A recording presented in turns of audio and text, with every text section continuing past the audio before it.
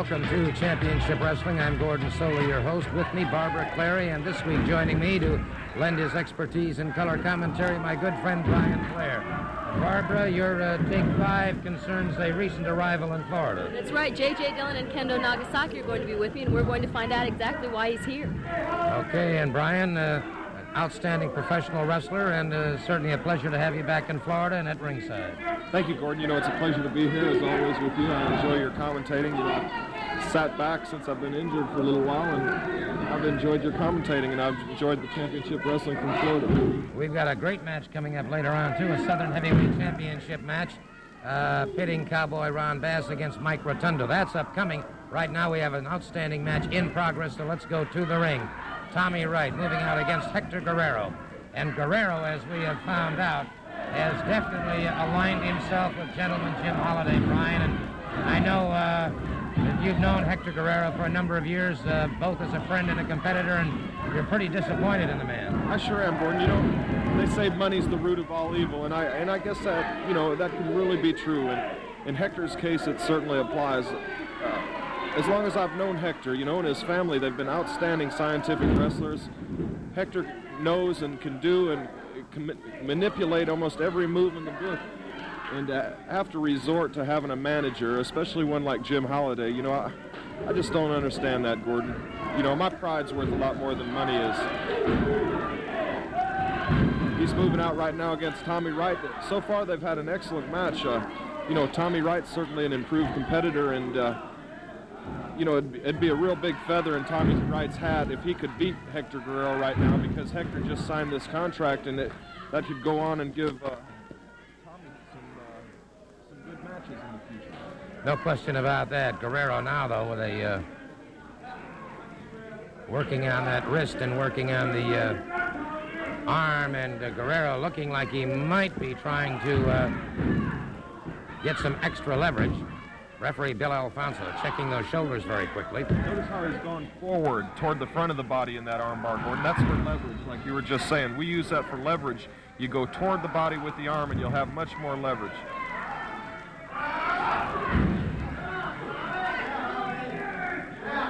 One has to give Guerrero tremendous credit as a great athlete, but his philosophy certainly leaves a lot to be desired at this point in time. Yes, sir, you're absolutely right about that.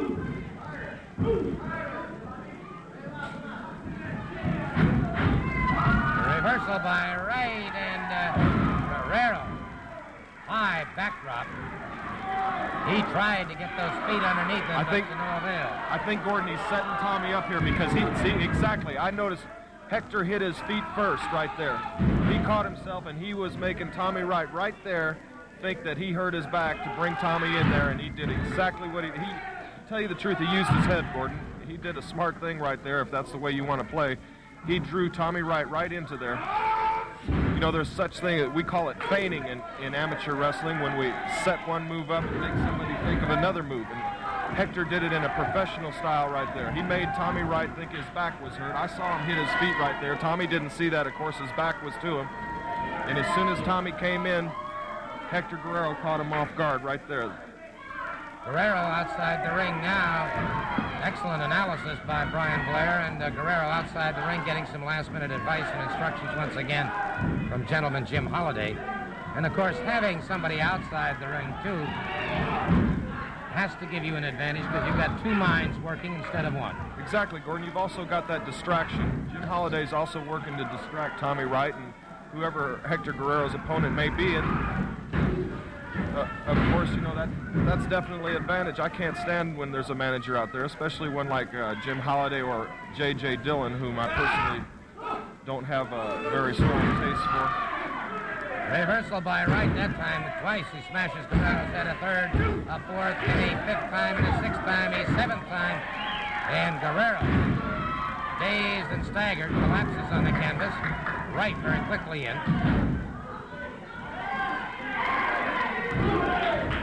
I think Hector's seeing some stars right now.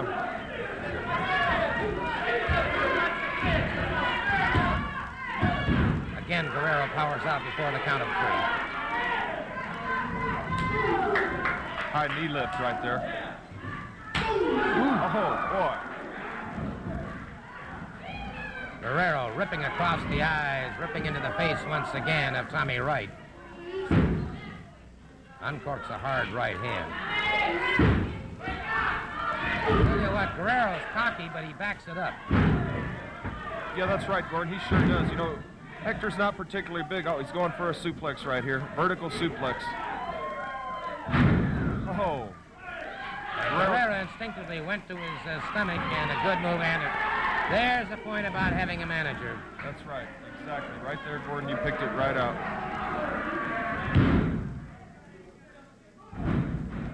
That could be it for Tommy Wright. Guerrero moving up into the top ring rope.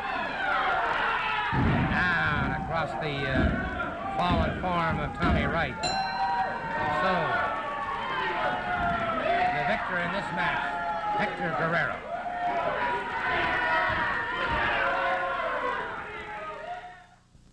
Well, the night has finally come. It will be tonight. That's right. Championship Wrestling tonight here in Nassau at New Providence Nassau Stadium. Here it is, January 7th, 1984, and match time is 8:30. In the main event, Blackjack Mulligan takes on the one-man gang, the Body Slam versus the Pin. The Yellow Dog clashes head-on with Cowboy Ron Bass. Mike Rotundo takes on the challenge of one Kendo Nagasaki. It'll be Mike Davis against Black Bart. All of this great action will take place tonight here in Nassau at the New Providence Nassau Stadium. Again, I'd like to remind you of the time. The time is 8:30 tonight. And it's going to be interesting to find out whether Blackjack Mulligan, 6'7" tall, whether or not he can pin the one-man gang or body slam him. It's going to be interesting indeed. And, of course, the Yellow Dog facing Cowboy Ron Bass, and it's obvious that Cowboy Ron Bass has something the Yellow Dog wants. He may get it tonight here in Nassau. I'll take a second right now to talk to Mike Rotundo, because here's a man who has really come a long, long way since arriving in the state of Florida. However, most recently, your experience has been broadened somewhat with the arrival of Kendo Nagasaki. You know, earlier on the program, I heard you mention, and Barbara Clary mentioned, that Kendo Nagasaki will be interviewed on the Take 5, and she said that he was going to be interviewed to see why he was here, Gordon, and I can tell you why he's here. Him, along with J.J. Dillon, are in this area to hurt people, put people out of professional wrestling, because when there's no competition, they're going to make the money, they're going to be the champions, and that's exactly what he's here for. And you have a piece of film clip from a match that I had with Kendo Nagasaki that's going to explain and show to the people exactly what I'm talking about. And I feel that this is not the way a man should come into an area. He singled out me as a person, tried to put me out of professional wrestling, and I'm not going to go for it, Gordon. And I'd just like you to show that clip, if you could. Yeah, let's take a look at this, and we'll see exactly what we're talking about. This happened recently in Arena. Here you see where Kendo Nagasaki is being introduced and entering the ring, assisted, of course, in the ring by J.J. Dillon. We're going to find out exactly what the relationship is between J.J. Dillon and Kendo Nagasaki, that ritualistic spin, and then, of course, there's that strange green fog that he emits from his mouth. Many wrestlers have attested to the fact that if that fog hits you in the eyes, it burns and causes a lot of problems with vision. But now, Mike, did you at this point in time, never having wrestled this man before, have any idea what sort of an attack he was going to launch? Well, Gordon, you know, I know that this man is very qualified in the martial arts, and right there you can see he's laying blows into me, but I was coming back right there, and I knew I had to set the tempo of the match and show him that I was capable of fighting back as well as he was. And right there, I scooped him up and slammed him to the canvas. And as you can see, Gordon, he took off and took a hike right there. And then J.J. Dillon, who's always present at ringside, you know, and I was well aware of him. But right there, you can see Kendo Nagasaki is vicious. He's got a hold of my neck. He was ripping and tearing at my face all night, holding the ropes, choking, you know, that kind of vicious tactic. In other words, he was taking every shortcut possible. That's exactly right, Gordon. And right there, I was down. You know, but I knew when I was hurt, he came out and kicked me right in the throat there, Gordon. And when you receive a blow like that, it stuns you, as well as knocks the wind out of you, you know. And I knew right there I was in trouble. I just had to keep coming to my feet and trying to counter his maneuvers, but he was very effective on those kicks. I was just going to say, this is one of your, not necessarily your first experience with a man that adept with his feet, but certainly this man is most proficient at using his feet. He surely is. He knows the pressure points. He threw me out of the ring right there. As you can see, J.J. Dillon, he picked me up by the hair. He tried to run my face into the post. I put my foot up and was able to knock J.J. Dillon, and right there I climbed back into the ring. And I knew it was time to go right now. If I had a chance in the match, it was time to go, and I just had to fire up and catch my second win right there. And as you can see, he's backing off. I laid a blow into the stomach with my foot and just kept on coming, threw him into the ropes, hit him with an elbow off the ropes. I later, right here, dropped an elbow across his throat, and I had his leg hooked for the 1, 2, 3 right there. He did kick out. I put him up to the rope again, threw him off, and I scooped him up in the airplane spin. As I was going around right there, you can see J.J. Dillon come up again as the referee turned. And Kendo Nagasaki's feet hit him in the referee and knocked the referee down. J.J. Dillon came in the ring. I got him in the airplane spin as well. But to my disadvantage right there, as I dumped J.J. to the mat, I was kind of dizzy right there, Gordon. As you can see right there, the karate chop right to the throat, and that's an illegal blow. That hold has been barred in the state as well as most of the world for professional wrestling, and right now he's just choking me, and I was in trouble right there, Gordon. All right, and this is the point that Mike was making earlier on before we saw exactly what happened. And it's increasingly obvious that Kendo Nagasaki and J.J. Dillon have indeed singled you out as a target. And certainly they have thoughts of furthering their stature and reputation by eliminating you. Well, that's fine, Jay. You know, Gordon, because if they want to single me out, I'll sign any wrestling match they want to wrestle in any arena in this state or in the country. But when a man comes out and tries to deliberately hurt me by throwing blows like karate to my throat, there's more than has to be recognized in wrestling. It's going to be a dog fight, and I'm not here to be anybody's stepping stone. I want to be the best that I can, and I'm definitely not in there to get hurt. So Kendo Nagasaki, that I have your warning now, brother. Now I'm giving you a warning. If the fight's on now, partner. Thank you very much, Mike Rotundo. Let's go to the ring.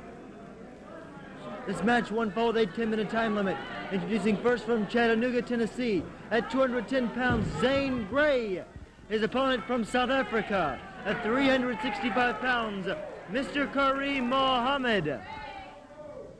Kareem Mohammed moving out against Zane Grey. You know, it's interesting, Brian, and as talking to Mike Rotundo just now, if you looked into his eyes, he has a very mild voice. His composure was extremely well. But if you looked into his eyes, there was an icy coldness in his eyes that certainly, I'm sure if Nagasaki and Dillon were watching, I'm sure they got the message. Exactly, Gordon. You know, Mike's kind of quiet. He's not an outspoken type of guy. He's a very sincere person, and he means what he says. And he's the type of person that doesn't have to scream to get his point across. He doesn't have to rant and rave like a lot of people do. But when Mike Rotundo tells you something, you can believe it. Exactly. Kind of like E.F. Hutton.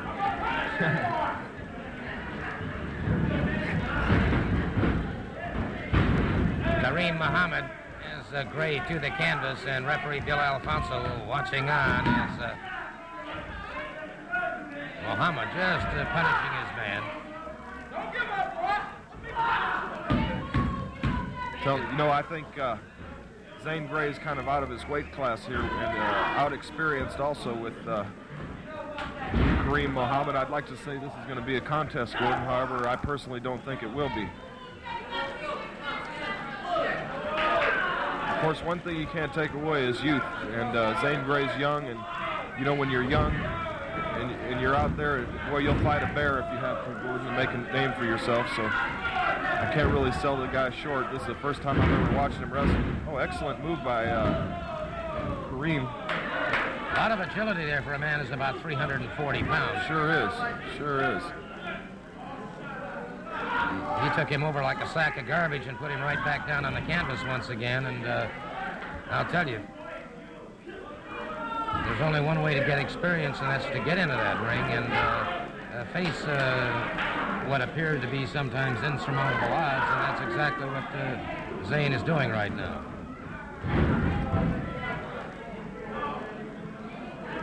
Gray back to his feet. His upper body is considerably reddened from the punishment that he's taken so far in a full body slam. This would have to be, for a competitor, a very discouraging thing to realize that every time you get on your feet, you're just going to get more punishment. Sure. Exactly, Gordon. You know, he doesn't have a chance really to do anything right now. Kareem's got the match completely under control. About his only chance would be to get Kareem down to go for those legs. It's like in amateur wrestling, they always tell you that the body's like a table. You take away one of the legs and the table falls. So, and naturally, he's got the leverage being so much bigger. We're talking about Kareem, he's got the leverage over Gray. The only way Gray does stand a chance is to get the man down. Right now, it doesn't look like he's going to be in that situation. Elijah's right on the corner there, too, coaching him along. I'm sure. That's the Zambuli Express, and of course they are the former U.S. Tag Team champ. Aha! Gray fires to the midsection. Had little or no effect on Kareem Muhammad, however.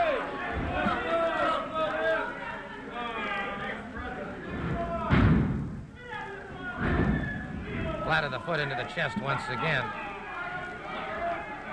And you can hear... So let's tell the people how you're looking at a brilliant piece of work. I know I'm not supposed to be over here, but don't worry about it. You look, I couldn't help myself. I was just looking at my man work. I had to come over and tell the people a brilliant piece of work. You're looking at a master. That is crazy. Comments from Elijah Akeem. He's certainly cocky right now, Gordon. I'd like to see what he'd be saying if Dusty Rhodes or Blackjack Mulligan were out there. I think his tune would be a little different. Could be indeed. There's the Zambuli Express. And he's got him for the pin. Let me get over to ringside, Brian, and have a word with these two.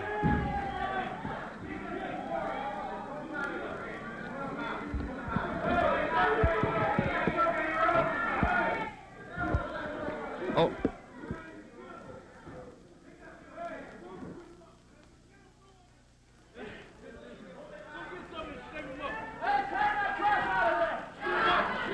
All right, the Zambuli Express, victorious in a single... That's right, victorious, man, victorious.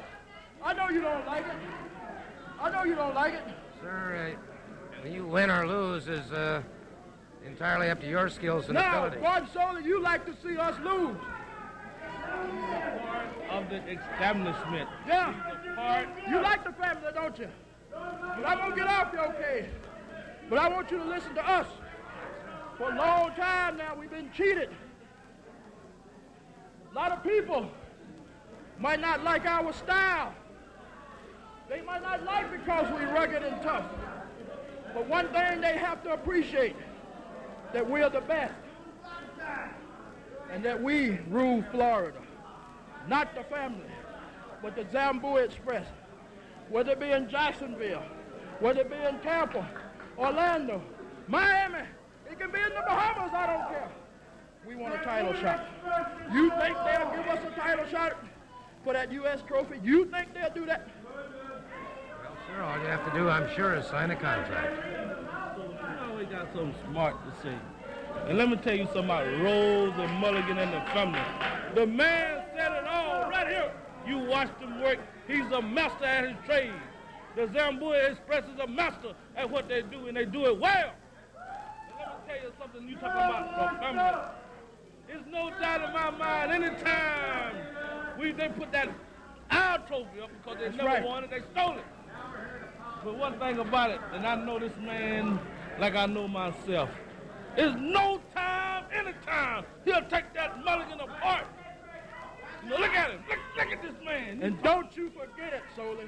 Thank you very much, gentlemen. We'll be back in just a moment.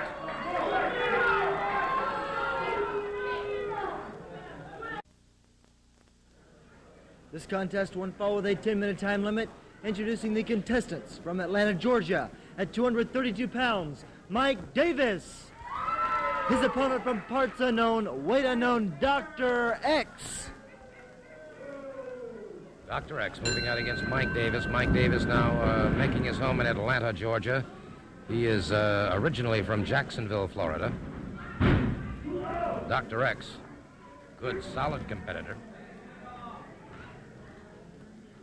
Side headlock, and Davis blocked that very nicely into a hip lock takedown. That was a nice move, Gordon. He used the ropes right there to his advantage. Mike Davis is a young wrestler, and he's certainly made some tremendous amount of improvement in the last 3 years. I first saw Mike about 3 years ago, and he'd started out, and he was always asking people questions and always wanting to know this and trying to learn a move here. Beautiful drop kick. And that's how you learn, Gordon, by watching and asking and going out there and trying it, and that's exactly what Mike did. Certainly no question about that, and he is a vastly improved competitor. And Dr. X, however, got that forearm across the chin bone, or the cheekbone, rather, of Davis. Caused him some momentary strife, but extra leverage, and Davis came out of it very quickly, back into another hip lock takedown. Right. Mike's trying to keep him on the mat right there. He's kind of following. He's got a game plan in his head. In wrestling, you can't really have a game plan like in football, so to speak, where you know exactly what the other man's going to do, because you don't. But once you're working on, like Mike's got his head, and a head's a good place to be, because when you control that head, the body's going to follow. Into the ring ropes. Referee, cheap shot by X on the break. Reversal by Mike Davis, and back into a hip lock takedown. When you have a man down in that headlock like Mike does right now, Gordon, there's several things you can do. You can sit there and try to wear him out and keep cutting the circulation off, which he's doing right now in a headlock. It's not actually a sleeper, but you still have part of the carotid arteries blocked off. It immobilizes you. You keep that. He's got the wrist under the ear. You always want to keep that wrist under the ear so that head can't pop out. Up and over his man, and Davis crashes down and punishes Dr. X. X coming up very slowly. Davis closes in once again and back into another hip lock takedown. X seems to have been mostly on the defensive thus far in this match. He's tried to make a couple offensive moves, but Mike Davis has moved in on him and retaliated and got back on the advantage.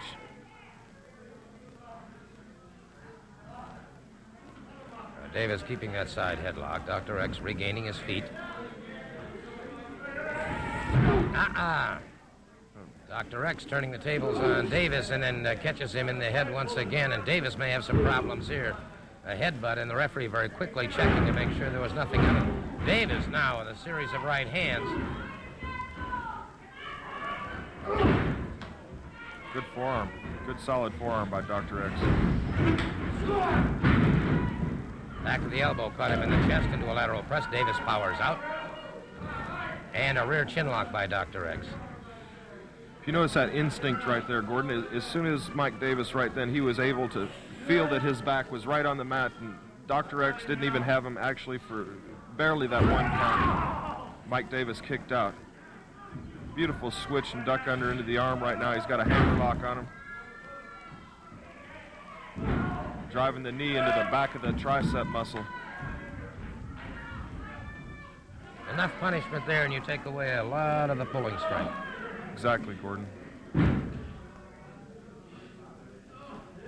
Sullivan bar, and gets that shoulder down, and so it is Dr. X in trouble here, a definite predicament. That's right, Gordon. I've used this hold, and I've seen many young amateurs use this particular hold right here for a pinning situation. And he's definitely in there. If he could hold him down and bring that weight down now.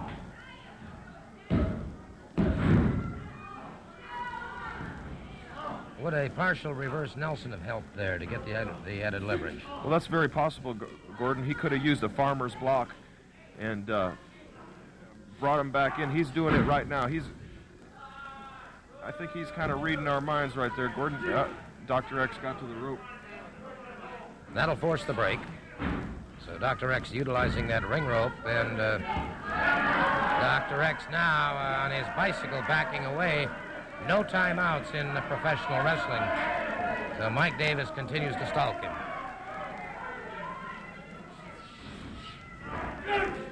Top wrist lock right now.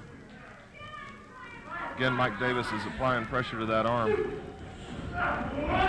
Reversal by Dr. X, and a standing reversal by Mike Davis. Forward leg pickup, and once again, Dr. X on the mat. Davis has really kept him on the mat during this match. He sure has, Gordon. He's kept pretty well complete control of this match. Dr. X is, he's tried to come out of it a few times, but thus far he hasn't been successful. I thought he was going to come on top there when he ran Mike Davis into that turnbuckle, but Davis came right back out on top. Dr. X driving that shoulder into the midsection of Mike Davis, and this may have taken a toll on him. Oh. Reverse atomic knee drop, and Davis, stunned by that one, has his problems, and Dr. X. Good block by Davis. Davis now gets the side headlock once again. Good shoulder smash by Davis, coming off the ropes again. That time Dr. X was set and ready for him, one step ahead of him. He sure was, Gordon, exactly. He was one step ahead of him that time. He outthought Mike that time and caught him with that knee right in the midsection. Boy, that was a hard knee, too. Oh, beautiful move by Mike Davis. Oh, Luthez press. I haven't seen that in a long time, Gordon. Excellent vertical body block by Mike Davis, and so he emerges the victor over Dr. X.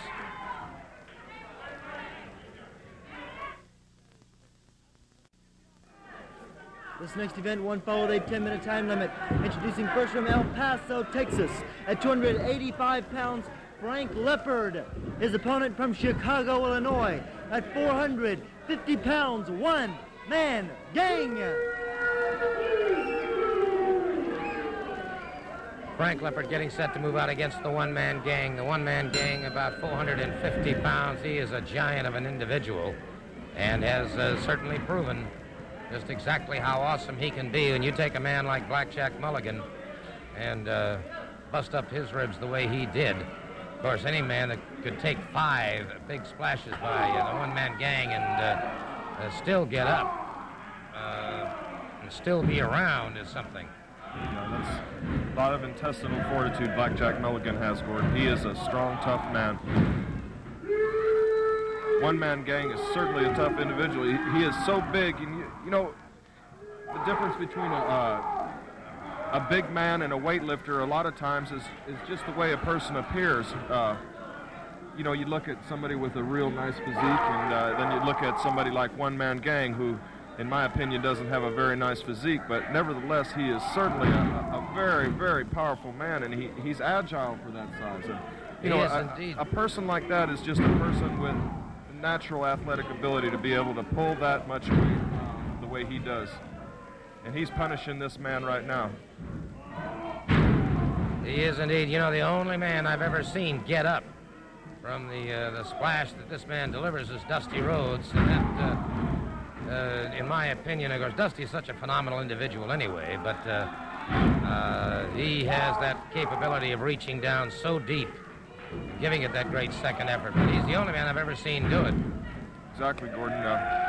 You know, that's exactly what I was talking about, too, being agile for a big man. Dusty Rhodes is certainly a big man, and he's probably the most agile big man I've ever seen in my life. Plays baseball, basketball. I mean, he can play with the best of them. He's just a tremendous athlete, and I'd like to see him and this one-man gang square off in the squared circle. I'd certainly like to see that myself.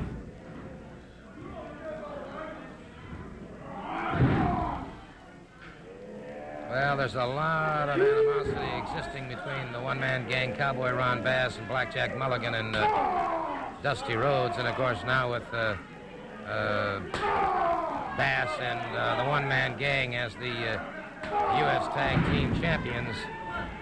That was a very distressing turn of events. Yeah, to me, that's kind of a controversial situation, Gordon. Oh, boy, look at that. All that weight right on that. He had his weight right on his sternum, Gordon, and that's certainly a vulnerable place. All that weight right on his sternum. Did you hear him laying those forearms a minute ago? I mean, they were echoing throughout this building right here. It appears to me that Mr. Leopard is all but, well, by golly, back on his feet once again. You got to give this man credit. I think his efforts are in vain. Oh my God, I know his efforts are in vain at this point, Gordon. And that Did you see that? That may have caved in some ribs. Oh, I guess so. Oh my gosh. I don't see how that man's breathing right now. Just totally annihilated this Frank Leopard. Just completely annihilated. The one-man gang, the unquestioned victor.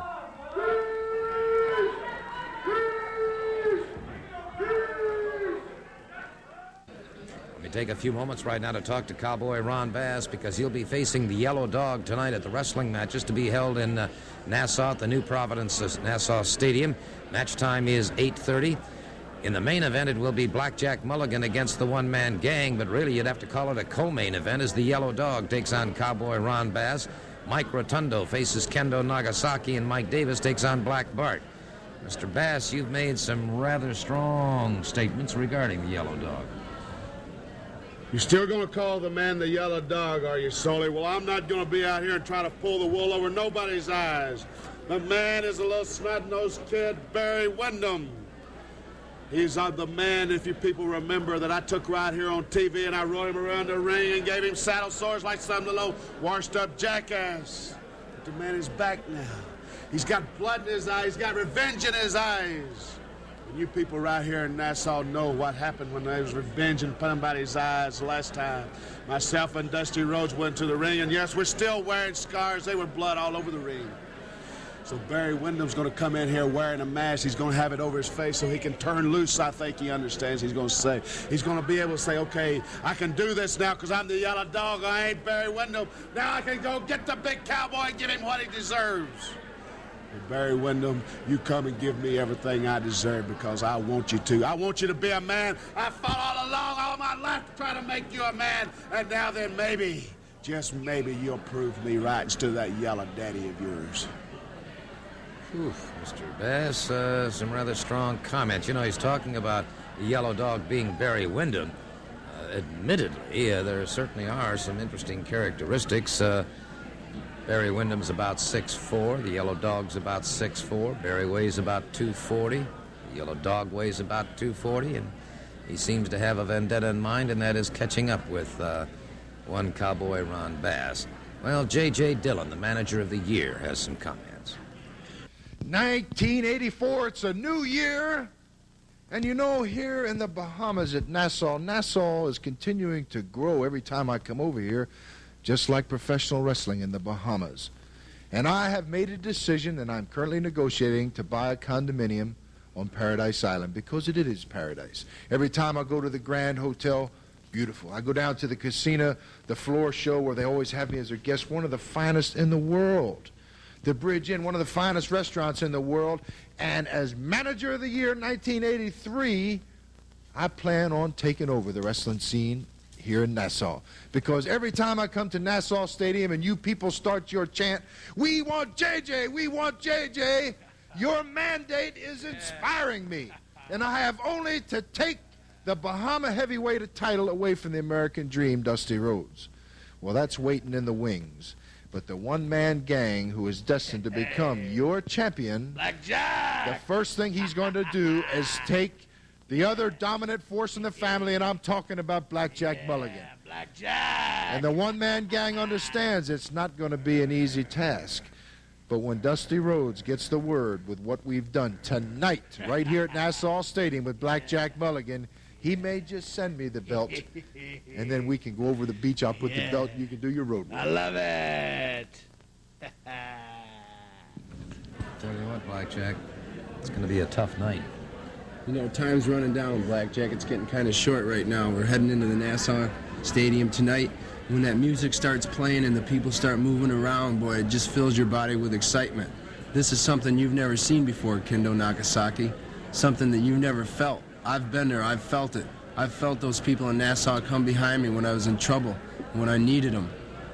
This is on my side. The people are on my side, Kendo Nagasaki. These are my friends. You're coming in there, and I'm going to be going against you, brother, with everything I got and all the people behind me. And then Big Blackjack's coming out later on, and he's going to do his thing right there in But the Nassau only Stadium. thing that J.J. Dillon is going to be taking over is the chores out at the bunkhouse and the horse barn at the Headlock Ranch. That's all he's taking over. Now, people hollering and screaming wanting to know who the yellow dog is, and you better quit talking about you better quit talking about the yellow dog like that, Bass. Because he's going to come there and whoop your tail, and payback time is here. I don't know who the yellow dog is. Who's the yellow dog? Right, but you're going to find out. A one-man gang is body slam and pin time. We're the biggest men in the whole world. I need all your blessing, I need all your help. I need you booking and getting down. I need your soul and you hollering and screaming because he just may kill me today. This match won followed a 10-minute time limit. Introducing first from Dothan, Alabama, at 260 pounds, Tony Damato. His opponent from the Far East, at 265 pounds, the Black Ninja, Kendo Nagasaki. Kendo Nagasaki getting set to move out against Tony Damato. Damato in the red trunks. There you see Nagasaki having his headgear removed, and there again is that strange green fog. Referee calls for the bell. And it's Nagasaki very quickly moving in with a hip toss. And a quick takedown. Who is this competitor that Nagasaki's wrestling right here, Gordon? It's Tony Damato. He's a young fella who has been here for a brief period of time. He's a game competitor, but Nagasaki has a world of experience edge on this youngster. He sure does. He hip-tossed him about 3 different times right there and went right down for his neck, right into a chokehold, which he's famous for. Chopping right across the chest. Another chop. You know, Kendo Nagasaki's a dangerous wrestler, Gordon. You know, you almost have to expect to get hurt when you wrestle a man like this.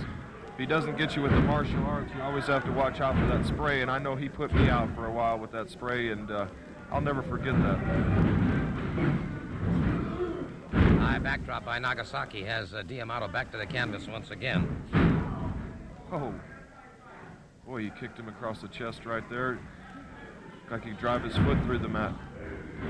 Interesting situation. J.J. Dillon says that the only man that he is managing is Cowboy Ron Bass, the Southern Heavyweight Champion. Of course, we'll see that title match upcoming, but Barbara is going to find out exactly what is the relationship between J.J. Dillon and Kendo Nagasaki during her Take 5.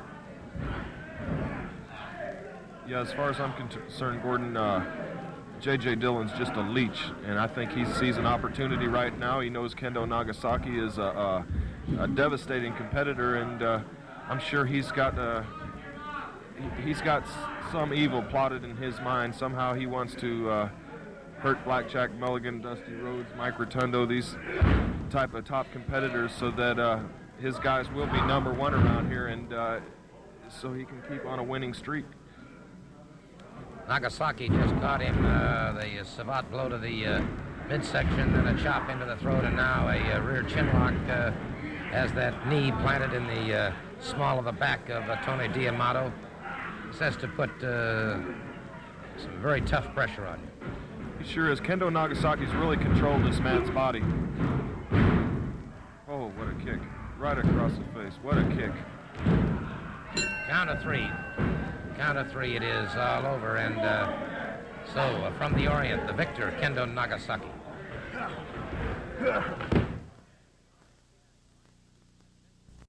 Well, the night has finally come. It will be tonight. That's right, championship wrestling tonight here in Nassau at New Providence Nassau Stadium. Here it is, January 7th, 1984, and match time is 8:30. In the main event, Blackjack Mulligan takes on the one-man gang, the Body Slam versus the Pin. The Yellow Dog clashes head-on with Cowboy Ron Bass. Mike Rotundo takes on the challenge of one Kendo Nagasaki. It'll be Mike Davis against Black Bart. All of this great action will take place tonight here in Nassau at the New Providence Nassau Stadium. Again, I'd like to remind you of the time.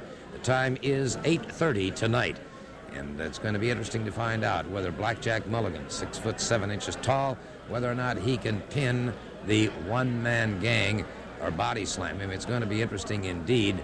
And, of course, the Yellow Dog facing Cowboy Ron Bass, and it's obvious that Cowboy Ron Bass has something the Yellow Dog wants. He may get it tonight here in Nassau. J.J. Dillon and Kendo Nagasaki have joined me at the desk. Mr. Dillon, exactly what is your relationship to this man, and why have you brought him here? Well, Barbara, as you know, I've continued to honor my commitment to Cowboy Ron Bass, the Southern Heavyweight Champion, with an exclusive contract. However, my sphere of influence naturally has to flow over into other areas. Professional wrestling is the greatest sport in the world today for the simple reason that there are probably more great athletes in professional wrestling than any other single sport. And the only problem is that there's only one James J. Dillon. And I've built an empire here in the southern portion of the United States. The weather's to my liking. I've been very successful. And there's that old saying, when you've got a winner, you know, you ride it out. But my sphere of influence has extended over to Kendo Nagasaki. I first brought him to the state of Florida. He was extremely successful here. Following Florida, he went on a world tour, successful throughout the world. Unfortunately, I was not able to be with him on a full-time basis. However, I continued to remain in contact with him. I made sure that he was well taken care of. And naturally, I think it was more that he wanted to come back and just to be with me for a while. I don't have him under contract, but I do continue to advise him, and he looks to me for help. And again, I look at it as being a benefit to Cowboy Ron Bass. But earlier today, we saw a confrontation that took place between Mike Rotundo and the Black Ninja Kendo Nagasaki. And I remember back, which the wrestling fans saw 1 week ago, an interview that you and I did at that time, and I made a statement that sticks in my mind, and I've had a lot of reporters quote me as having made this statement, and it's true, that when I first saw Kendo Nagasaki, Barbara, for the first time in my life, I actually did stand in fear of another human being. His powers are awesome. You can see from his style in the ring, he's very unorthodox. And he may get confused sometimes, he may be stunned sometimes, but it's also very obvious that he stands never in fear of another human being, another wrestler. And I think that's part of the reason that he's been so successful, and this goes back to the Oriental way of thinking. But I want to plant a seed to Mr. Mike Rotundo, who talked about Kendo Nagasaki being his and issuing challenges, and I'm going to remind Mr. Mike Rotundo of something, that he hoisted me up in the airplane spin without provocation. This caught the eye of Kendo Nagasaki, and Kendo has made it known to me that you do not put your hands on James J. Dillon, and I hope, Mr. Rotundo, you're listening. That's our take 5 for this week. This contest won't follow a 10-minute time limit. Introducing first from Syracuse, New York, at 232 pounds, Mike Rotundo. His opponent, accompanied to the ring by James J. Dillon from Pampa, Texas, at 285 pounds, the Southern Heavyweight Wrestling Champion, Cowboy Ron Bass. All right, the Southern Heavyweight Championship on the line. Ron Bass defending his title against the former champion Mike Rotundo by order of Championship Wrestling from Florida. And a one-fall event. And, brother, this is the one we've been waiting for all day long. And it is Rotundo with a quick Irish whip and into a head scissors, a flying head scissors on Ron Bass, the Southern champion. Rotundo up another flying head scissors. And Rotundo is really fired up. What an athlete, Gordon. What a tremendous athlete Mike Rotundo is. He's what you call a wrestler's wrestler. You know, he can wrestle and he can fight you. The agility it takes to go up into the air and get a flying head scissors like he did. You know, Mike Rotundo weighs, what does he weigh, Gordon, 240 pounds? 240. Right in there. Yeah, that's a lot of weight to fly up in the air and grab Ron Bass right by the head. Cross body block this may be here. Quick pin. Oh, he almost had him. Back into a headlock. Good solid hip lock takedown by Rotundo. And Bass got himself a handful of problems here. He got that title away from Rotundo in a bunkhouse type match. It was Rotundo's first experience with that, and I have to feel that perhaps Rotundo wasn't, as prepared as he could have been had he had more experience in that particular form of combat. Right. Boy, he sure took a hard slam into that turnbuckle right there. Bass really threw him off. Bass is a strong man, Gordon. You know, I've seen Bass bench press close to 500 pounds before, and it takes a lot of strength to do something like that. Ducked under by Rotundo, back into another cross body block, and One of the dangers of being a referee right there. There it is. the referee caught that time as Bass fired him off, but Rotundo's got him up in the airplane spin. Rotundo has him up in the airplane spin. And Bass has got to be in trouble here. We're about to see a new Southern heavyweight champion. Sure are, Gordon. That should be the... One-man gang just charged the ring. Oh, that's ridiculous. Mike Rotundo had Ron Bass right there in his favorite hold. He had him down. This is ridiculous right here. I can't believe that. The referee trying to call for the bell. Bass is outside the ring, and Mike Rotundo. Oh, no. He's going up to that top rope. Hold on. Dusty Rhodes just hit the ring. Oh, Dusty Rhodes. He slammed him off the top rope. He slammed him off the top rope, Gordon. Blackjack Mulligan just brought a chair in, and Dusty Rhodes just caught the one-man gang. The one-man gang got up, and Rhodes caught him again with that chair. And the one-man gang got up again, and Rhodes caught him again. And Rhodes frustrated here. Rhodes, I can't believe that one-man gang got... Rhodes caught with that chain, got back on his feet again, dropped again by that fist, enclosing that chain, and we've got absolute bedlam here. This is mayhem, Gordon. I can't believe this. We've got a wild... I just can't believe it. I cannot believe it. They're lacerated, Gordon. That chain, Dusty and one-man gang, they're both lacerated. Well, this is what you call a Pier 6 brawl here, Gordon. We've got to get the situation separated here, and it is Dusty Rhodes, the American Dream, and the one-man gang, and totally locked in mortal combat here. But I cannot believe it. I'll guarantee you this much, Brian, that if the one-man gang thinks he wants Dusty Rhodes, I don't think he has any idea how badly Dusty Rhodes and Blackjack Mulligan want Cowboy Ron Bass and the one-man gang. And certainly Mike Rotundo has a lot to settle up with Kendo Nagasaki, Ron Bass, and now the one-man gang. Brian, thanks for being with us. Until next week, Gordon Sully saying so long.